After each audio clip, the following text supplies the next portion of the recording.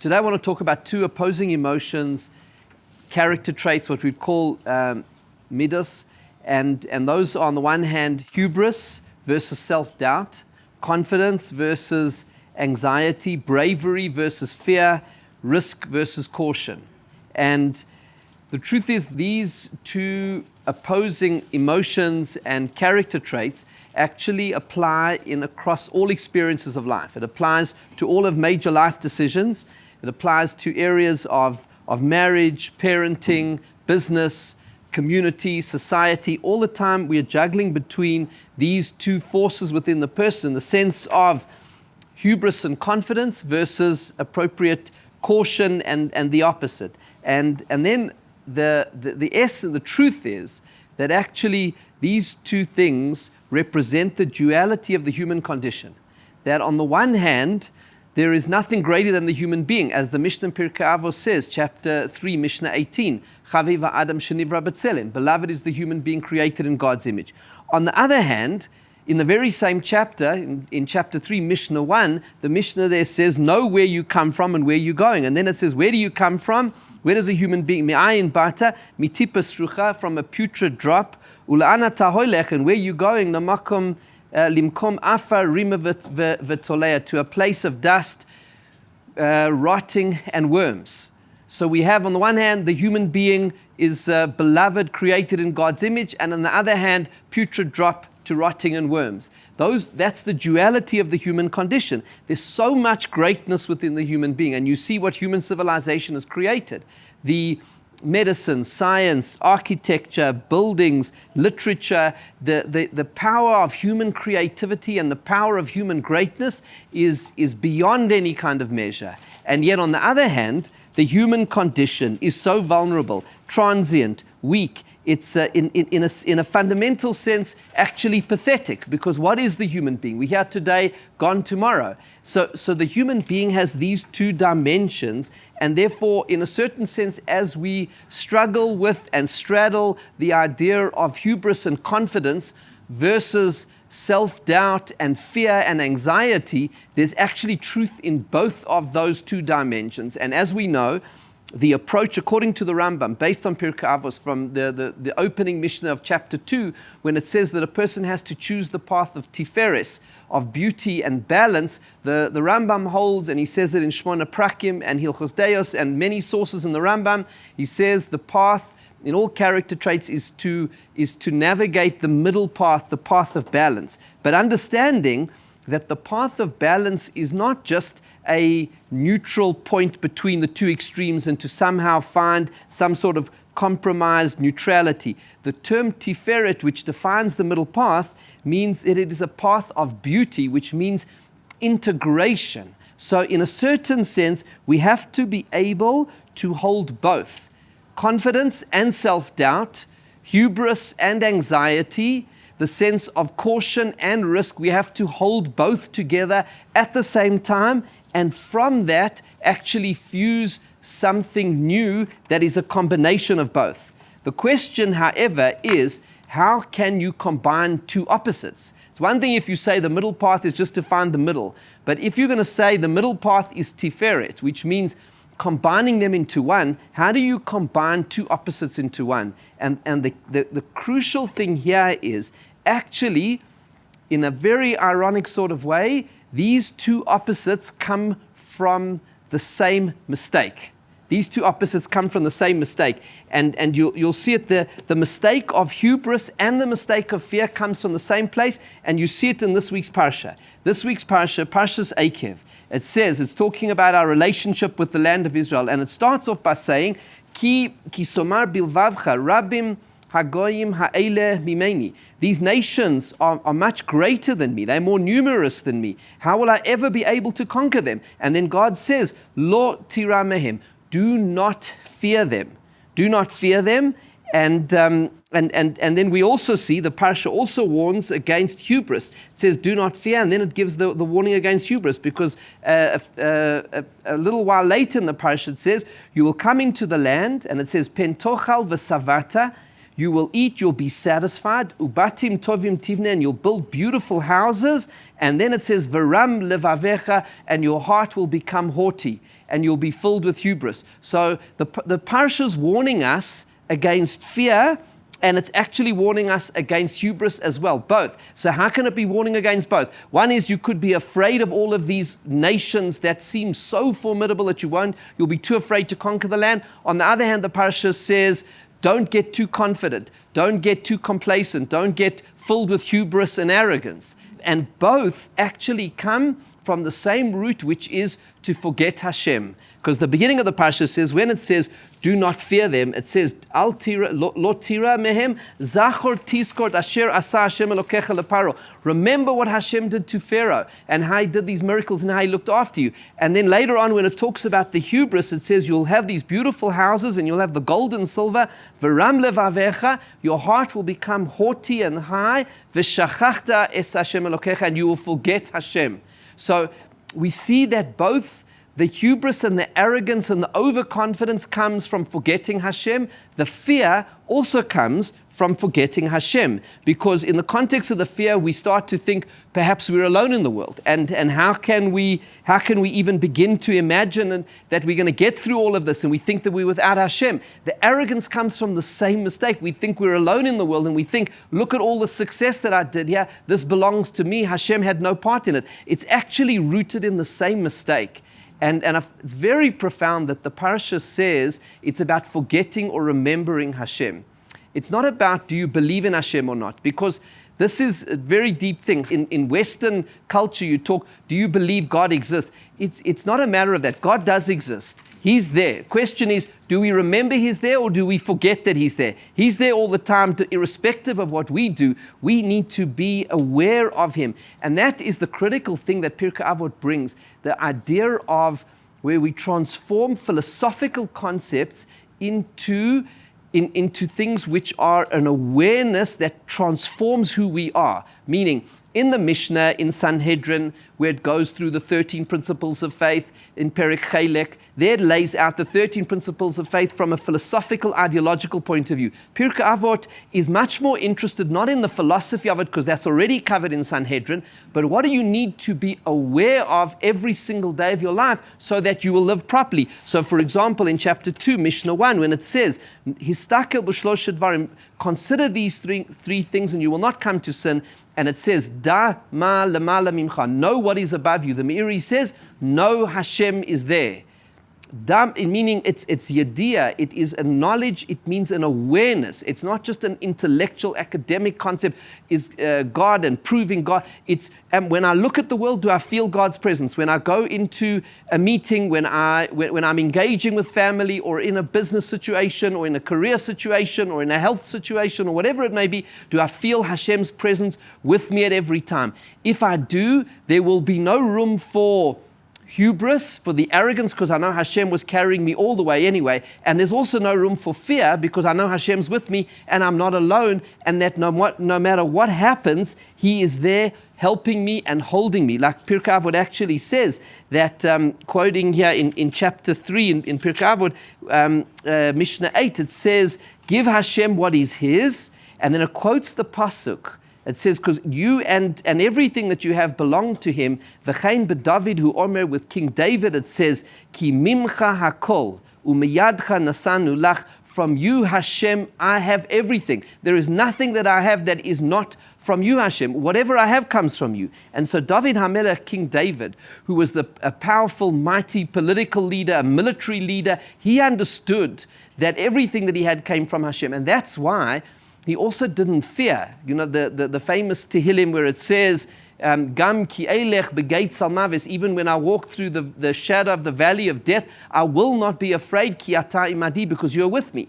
Doesn't mean that things are going to turn out the way that I want them to turn out, but what it does mean is, lo irara, I cannot fear anything, because Hashem, you're with me, and whatever happens is in your hands. And it's that kind of humility also in Pirkei Avos in chapter 4, when it says, Mishnah 18, Ein biyadeinu lo mishalvas harishayim v'lo afa yusurat tzadikim, We don't understand why some righteous people suffer and some wicked people prosper, meaning we're in your hands, Hashem. And that humility of understanding that removes the hubris, but it also removes the fear. So when we start to understand that the hubris and the fear and the overconfidence and the sense of the humility, all of that comes from the same place, which is the awareness of Hashem, then we start to understand how we can combine both of those and take from both of them, meaning that we can feel both the confidence and the caution, because we know ultimately we're not in control, we are in the hands of Hashem, so we bring both elements together. But there is one stage deeper that we can go, because what we have to ask ourselves is this: what is the root cause of this overconfidence, of the hubris, of the arrogance, and what is the root cause of the fear, the anxiety, the trepidation, the caution? The root cause is actually an inappropriate relationship with the nature of this world. Let me explain what I mean. The Maharal of Prague says, and we'll come to the Mishnah on Avos in which he says it, and that will bring the whole thing to life.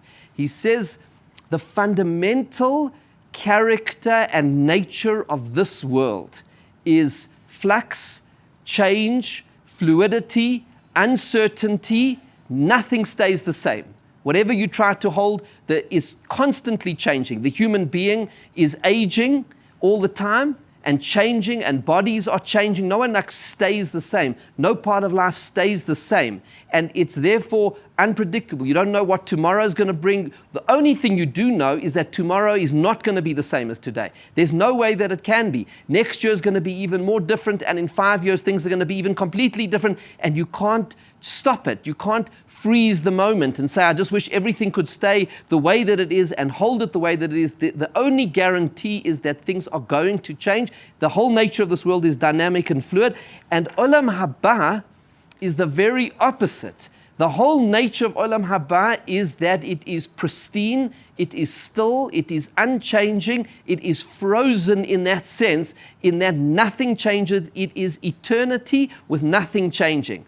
And further, the Maharal explains the reason why this is because Olam Hazeh is a world of the process of the journey. The neshama comes into this world to go through a growth process and a journey of accumulating mitzvahs and of self-growth and of self-development, which can only be in a world which is dynamic and filled with options of free choice. And the essence of it, says the Maharal, is converting potential into actuality. But converting potential into actuality, by definition, means change. Because you have to take what is latent there and turn it into something which is actual. Olam Haba is the destination. That's how he says why Shabbos is called Me'ein Olam Haba. It's a piece of the world to come because it's the destination. Olam Hazeh is like the 6 days of the week. It is the journey. On Shabbos, you can't, and the Gemara actually says, it compares this world to the next world. Whatever you didn't prepare before Shabbos, you're not going to be able to eat on Shabbos. If you didn't prepare the cholent before, you can't. If you don't do what you need to do during the week, you can't enjoy Shabbos. This world is dynamic, it's fluid, it's changing. The next world is static, it is pristine, it is perfect, it is pure, but it is unchanging and eternal. And the real problem is when we confuse this world with the next. You see, that's the confusion where everything goes wrong, like the Mishnah in Pirkei Avot says in chapter 4, Mishnah 22, that better is one moment of korat ruach, which is tranquility of spirit, peace and ease in the next world than this entire lifetime. In other words, you're not going to find koras ruach, tranquility and ease in this world, because it's turbulent, it's bumpy, you have no idea what's coming next, and if you're looking for koras ruach in this world, you're destined for disappointment. If one's looking for that sense of tranquility and predictability. And so this is the crux of it. Hubris is a misunderstanding of the nature of this world. It's a person who says, well, I had success last week, therefore I'm confident that I'm going to have success next week. Person who says, based on what I achieved last time, I'm going to achieve it again, has misunderstood that so what has last week got to do with this week? Everything's changed. Who knows what tomorrow brings? You think you're the master of your destiny because you achieved success last week? Well, who knows what tomorrow's going to bring? On the other hand, fear and anxiety is also an inappropriate reaction to the uncertainty of this world. And so what we need to then find is, how do we find a proper framework for coping with a dynamic, changing world that neither leads us down the path of excessive confidence, arrogance, hubris, sense of complete command, and on the other hand doesn't take us down the debilitating, paralyzing path of the fear, anxiety, trepidation, caution. How do we bring the two together? This is contained in the Mishnah in Pirkei Avot in chapter 2, Mishnah 5, which the Maharal says is all centered around this one theme. The Mishnah says, do not separate from community, which the Maharal says means community is something which is bigger than the individual. In other words, for individuals experience flux and change, the idea of being part of Am Yisrael, of being part of this eternal destiny of the Jewish people and connecting to that on a local level, that gives us some transcendence over the immediate uncertainties and flux of change. Next thing is, Al tamin ba'atzmacha ad yom motcha. Do not believe in yourself until the day of your death, which says that is the ultimate statement in Pirkei Avot, which says, don't be too certain about what tomorrow brings. What you achieve today doesn't mean anything about the future. And most of the commentators understand this to mean in the area of moral and spiritual integrity in Torah and mitzvahs. The fact that you conquered your Yetzer Hara, the evil inclination, that part of us which takes us to temptation and away from Hashem and loyalty to Hashem, just because you overcame it yesterday doesn't mean you're going to overcome it tomorrow. Who knows what tomorrow brings? And therefore one's constantly vigilant. We cannot afford to slip into complacency because who knows what tomorrow brings. Then the Mishnah says, Al tadin et chavercha chadir gelem komo. Do not judge your friend until you've been in his place, meaning tolerance. Because you think, a person may think, well, I would never make that mistake. I would never stumble in that way. How could this person do this wrong? Tolerance comes from an appreciation of empathy. This person is going through a hard time, and maybe I would stumble in exactly the same way next week or next month or next year because I don't know what tomorrow brings. And so today I'm so confidently saying I'm better than him, but who knows what tomorrow brings. So it also instills a sense of tolerance, empathy, and compassion on another person. And then it says, Al tomar davar she'efshar lishmo shesofa lishama.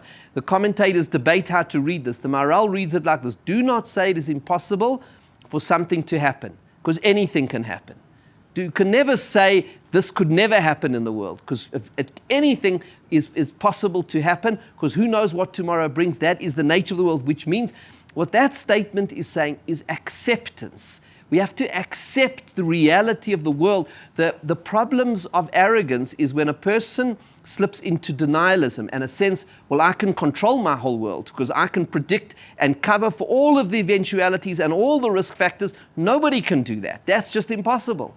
And therefore, the arrogance will dissipate once we make peace and properly accept. The fear will also, because when we know that we're in Hashem's hands and that this is the way the world was meant to be, and that Hashem wants us to function in this world in a productive and a constructive way. And then the final thing in the Mishnah is, do not say, when I have time, then I will learn Torah, because maybe you won't have the time, which means don't defer learning Torah. Don't defer a mitzvah, a good deed, something you can do today, because who knows what tomorrow brings. You think you got this all sorted.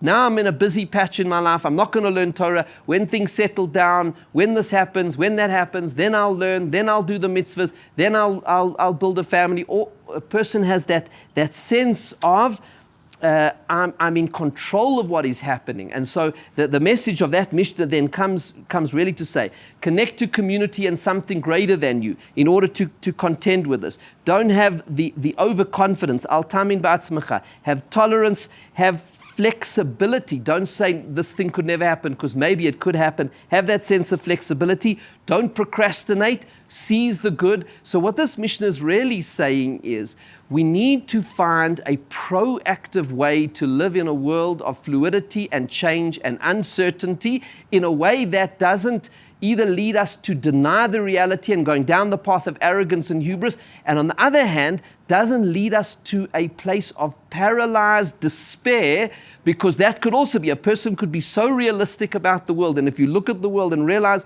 the vulnerability of the human condition, the uncertainty of life, that could lead to paralyzing despair. So the Mishnah says, don't be paralyzed, be proactive, attach yourself to Torah, attach yourself to community, learn Torah today, have compassion, empathy, tolerance for another human being, have humility with self, do all of these things. Don't be paralyzed, actually use the fluid, dynamic, uncertain nature of this world to grow, because Hashem put us in Olam Hazeh, into this world, in order to grow, and He created the perfect set of circumstances. We accept those circumstances, we embrace them, and use them as a catalyst to achieve greatness. Thank you.